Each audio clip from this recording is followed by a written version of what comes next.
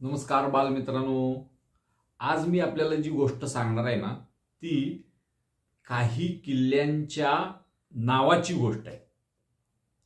ही जेव्हा गोष्ट घडते तेव्हा औरंगजेब हा महाराष्ट्रामध्ये होता. छत्रपती संभाजी महाराजांना त्याने आधीच मारलेलं होतं. छत्रपती राजाराम महाराज हे आजारी पडून गेलेले होते, त्यावेळेला ते महाराष्ट्रातच होते आणि संपूर्ण मराठी साम्राज्याचा कारभार ह्या महाराणी ताराबाई म्हणजे तारा राणी या पाहत होत्या. आणि हळूहळू हळूहळू औरंगजेबाची बढती होत होती. म्हणजे एक एक एक एक किल्ला तो जिंकत होता. अनेक किल्ले तो जिंकत नव्हता, तर मराठे त्यांच्याकडून पैसे घेऊन, भरपूर पैसे घेऊन किल्ला द्यायचा आणि मग मोगलांनी तिथे पुन्हा सगळी सामग्री भरली की पुन्हा तो किल्ला ताब्यात घ्यायचा, असं मराठे करायचे. यावेळेला झालं काय, औरंगजेबाने खूप किल्ले घेतले आणि घेतलेल्या प्रत्येक किल्ल्याचं नाव त्यांनी बदललं. बघा, आपण जरा बघूया काय काय नावं त्यांनी ठेवली होती. चंदनवंदन नावाचे किल्ले आहेत, आजही त्यांचं नाव चंदनवंदनच आहे. त्यांचं नाव त्यांनी काय ठेवलं, मिफ्ताह आणि मफ्ताह गड असं ठेवलं. नांदगिरी नावाचा किल्ला होता, त्याचं नाव ठेवलं नामगीर. वर्धनगडाचं नाव ठेवलं सादिकगड, सादिकगड. आणि असं करत करत तो विशाळगडापर्यंत पोहोचला. विशाळगड सुद्धा शिवाजी महाराजांचा किल्ला होता आणि तो किल्ला जिंकल्याची बातमी जेव्हा आली तेव्हा तो कुराण वाचत होता आणि त्यात तो वाचत असताना त्याच्या समोर शब्द होता र ख र ल ना. आणि त्याच वेळेला त्याला बातमी आली की विशाळगड जिंकला गेला. त्यांनी लगेच त्याचं नाव ठेवून टाकलं र ख र ल ना. मग पुढे त्यांनी तोरणा किल्ला घेतला, त्याचं नाव ठेवलं फुतुहल गैब. तोरणा किल्ल्याचं नाव काय ठेवलं, फुतुहल गैब. पुण्याचं नाव, आपलं पुणे, त्याचं नाव काय ठेवलं, मुहिदाबाद, मुहिदाबाद. आणि राजगड, जी राजांची पहिली राजधानी, त्याचं नाव ठेवलं नबीशाह गड. मग आज या किल्ल्याला आपण या नावाने ओळखतो का, नाही ओळखत. मग ही नावं पुन्हा बदलली कोणी, त्यांची हिंदू नावं ही पुन्हा कोणी ठेवली, तर जेव्हा औरंगजेबाचं राज्य हे महाराष्ट्रामध्ये त्याचं साम्राज्य वाढत गेलं वाढत गेलं वाढत गेलं, त्याबरोबर ते खिळखिळ देखील होत गेलं, कारण त्याचा खर्च प्रचंड होत होता.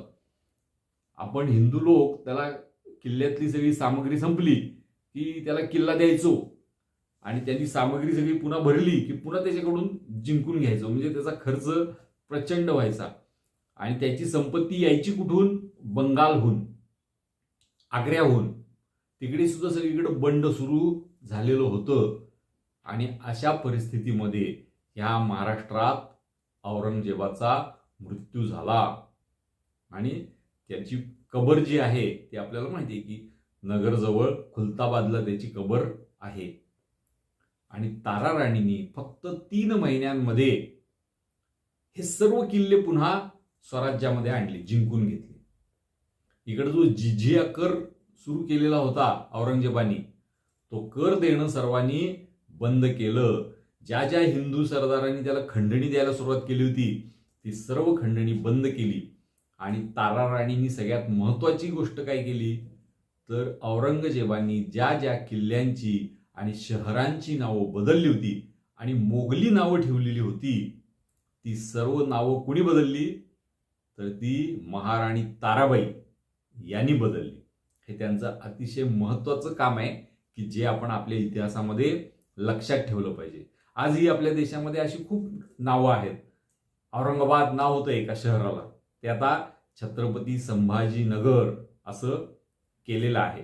अहमदाबाद नाव आहे अजून, खरं त्याचं नाव काय आहे, कर्णावती. अजून ते नाव कर्णावती झालेलं नाही. पण ताराबाई, महाराणी तारा राणी यांनी आपल्याला ही दिशा दिलेली आहे की परकीयांनी आपल्यावर सत्ता गाजवली त्यावेळेला त्यांनी आपल्या काही शहरांना, ठिकाणांना, किल्ल्यांना त्यांची नावं दिली. आता आपलं राज्य आल्यानंतर आपण पुन्हा आपली नावं त्यांना द्यायची, हा उपदेश, हा मार्ग आपल्याला तारा राणींनी दाखवलेला आहे. आणि आपणही काही शांत बसलेलो नाही. हळूहळू हळूहळू आपण ती नावं बदलतोय. अलाहाबाद नाव होतं, त्याचं मूळ नाव प्रयागराज, ते आता पुन्हा केलेलं आहे. अशी सर्व जी काही विदेशी शासकांनी ठेवलेली नावं आहेत ती हळूहळू बदलली जातील आणि आपली मूळ नावं ही पुन्हा येतील. महाराणी ताराबाई की जय. छत्रपती शिवाजी महाराज की जय. भारत माता की जय.